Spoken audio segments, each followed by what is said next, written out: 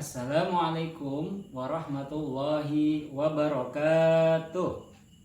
Bismillah walhamdulillah wassalatu wassalamu ala rasulillah wa ala alihi wa sahbihi wa mawalah amma ba'du. Halo, apa kabar semuanya? Saleh dan soleha? Masih tetap semangat? Ya, semoga kita semua dalam keadaan sehat walafiat bersama keluarga tercinta kita di rumah. Baiklah, kita mulai pelajaran kita pada kesempatan kali ini dengan membaca basmalah dan sholawat. Bismillahirrahmanirrahim. Allahumma sholli ala sayyidina Muhammad wa ala ali sayyidina Muhammad. Baiklah, pada kesempatan kali ini kita akan membahas secara ringkas atau singkat pelajaran kita, yakni tentang tertib sholat. Ya, di dalam bab ini diterangkan yang pertama waktu sholat wajib. Ya, ada berapa waktu? Ada 5 waktu. Jangan lupa ya. Zuhur, asar, maghrib, isya, dan subuh. Ya, pasti sudah hafal semuanya kan ya. Rokaatnya, jumlah rokaatnya semuanya dalam satu hari berapa totalnya? 17 rokaat. Ya, 17 rokaat. Adalah salah satu rukun Islam yang keberapa? Ya, betul, yang kedua. Sholat adalah rukun Islam yang kedua. Sholat sangat penting. Sholat, kata Nabi, as-sholatu imaduddin. Sholat adalah apa? Sholat adalah tiang agama. Maka dari itu sholat sangatlah penting. Yang pertama kita akan bahas waktu sholat wajib tersebut, yang ada 5 ya. Pertama kita bahas sholat zuhur.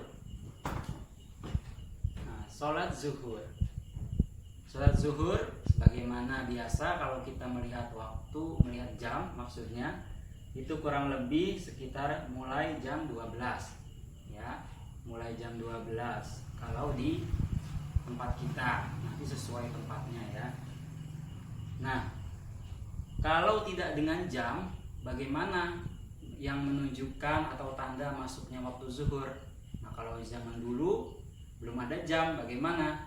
Yaitu ketika matahari mulai condong ke barat. Nah, matahari kan terbit dari timur, lalu terbenam di barat. Nah, ketika matahari sudah di tengah atas, tapi condong ke barat sedikit, nah berarti itu sudah mulai masuk waktu zuhur ya, sudah mulai masuk waktu zuhur. Habisnya kapan? Yaitu ketika bayangan dari satu benda sudah lebih panjang dari bendanya ya, itu sudah berakhir zuhur, dan berarti akhir zuhur menunjukkan masuknya waktu asar. Waktu asar seperti biasa kurang lebih pukul 15 atau jam 3 sore waktu Indonesia Barat. Nah, menandakannya kalau bukan dengan jam bagaimana? Yaitu ketika bayang-bayang benda lebih panjang dari bendanya. Nah, misalnya ini spidolnya mana ya? Nah, misalkan ini benda, nah ini spidol. Lalu matahari ada di bagian barat di sini. Ketika bayangan dari satu benda ini sudah lebih panjang dari bendanya, misalnya bendanya ini katakanlah 20 cm. Nah, bayangannya sudah lebih dari 20 cm, berarti sudah mulai masuk waktu asar. Paham? Ya, diulangi.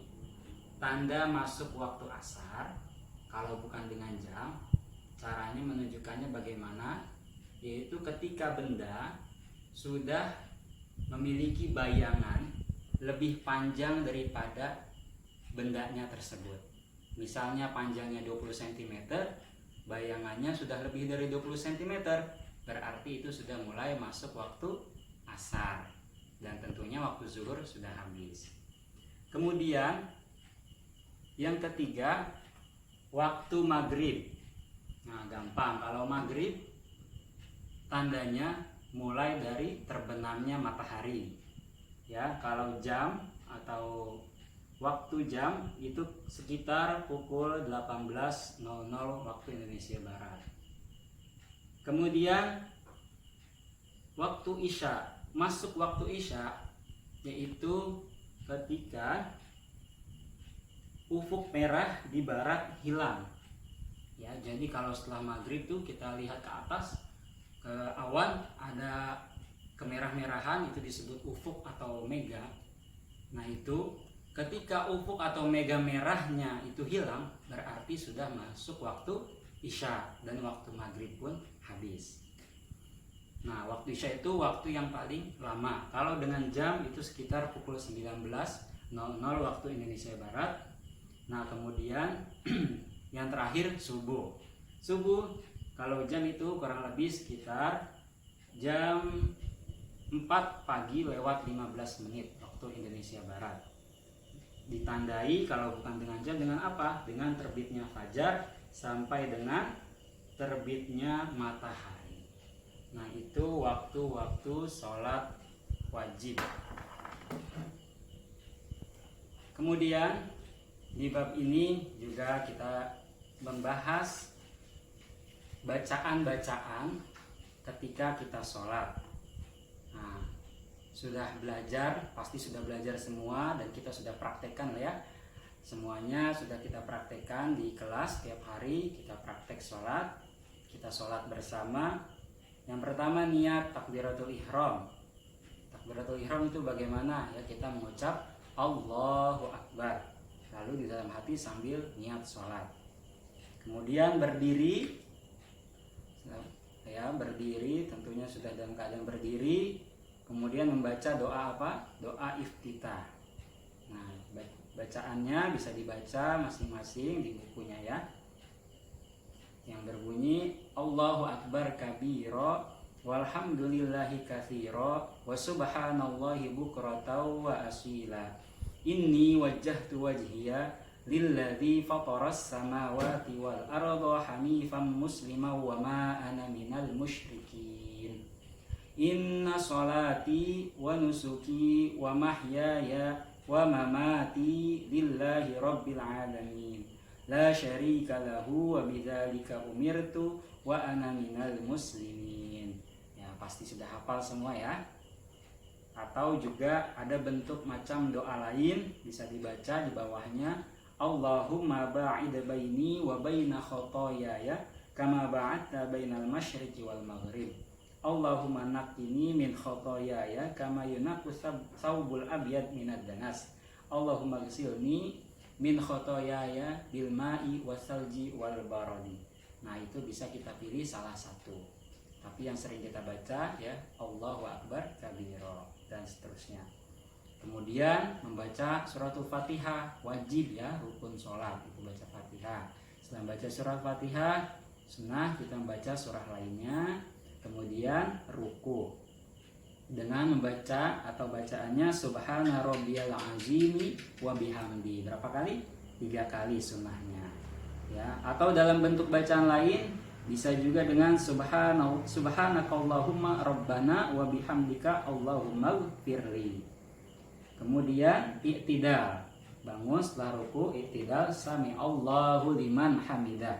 Rabbana lakal hamdu mil'us samawati wa mil'ul ardi wa mil'u ma syi'ta min syai'im ba'du. Nah, itu i'tidal. Setelah i'tidal apa? Sujud ya. Sujud dengan menempelkan anggota anggota sujudnya. Yaitu apa saja? Yaitu dahi atau jidat, kemudian kedua telapak tangan, hidung, kedua lutut, dan kedua jari kaki ya, ujung jari kaki. Bisa ulangin apa saja tadi, yaitu telapak tangan, kedua lutut, ibu jari kaki ya, ibu jari saja, kemudian hidung dan dahi. Nah, setelah sujud apa? Duduk di antara dua sujud. Duduk di antara dua sujud. Nah, itu duduknya namanya duduk iftirosh ya, seperti di gambar, bisa dilihat di bukunya masing-masing. Namanya duduk iftirash, yaitu ketika duduk di antara dua sujud dan ketika kita tahiyat awal, namanya duduk iftirash. Duduk di antara dua sujud bacaannya Rabbighfirli warhamni wajburni warfa'ni warzuqni wahdini wa'afini wa'fu anni. Kemudian sujud lagi yang kedua kalinya, ya, bacaannya subhana rabbiyal a'la wa bihamdi atau subhanakallahumma rabbana wa bihamdika allahumma ighfirli. Nah, tasyahud awal itu sama duduknya, duduk iftirash seperti duduk di antara dua sujud. Doa tahiyat awalnya at-tahiyyatul mubarakatus shalawatut thayyibatu lillah. Assalamu alayka ayyuhan nabiyyu wa rahmatullahi wa barakatuh. Assalamu alayna wa ala ibadillahis shalihin. Ashhadu an la ilaha illallah wa ashhadu anna muhammadar rasulullah. Allahumma salli ala Muhammad. Nah, cukup sampai sini saja. Ya, doanya sama dengan tahiyat akhir, tapi sampai Allahumma salli ala Muhammad saja. Nah, kemudian tasyahud atau tahiyat akhir. Nah, duduknya bisa dilihat seperti digambar di buku ya.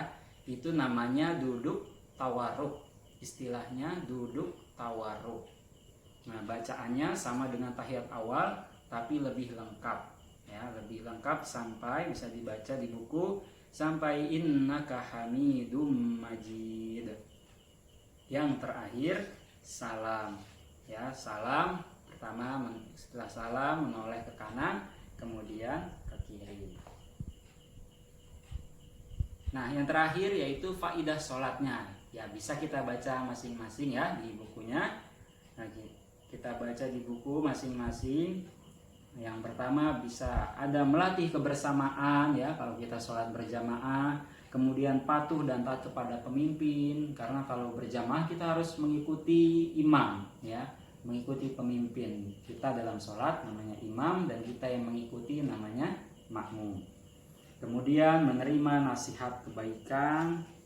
Kemudian terbiasa tolong menolong, memiliki sikap disiplin, dan banyak lagi yang lainnya tentang faidah-faidah atau hikmah daripada sholat yang kita laksanakan, ya. Innas sholata tanha anil fahsya'i wal munkar. Sesungguhnya sholat itu dapat mencegah dari perbuatan keji dan munkar. Baiklah, demikian soleh dan soleha materi kita pada kesempatan kali ini. Mudah-mudahan kita dapat mempraktekannya setiap hari.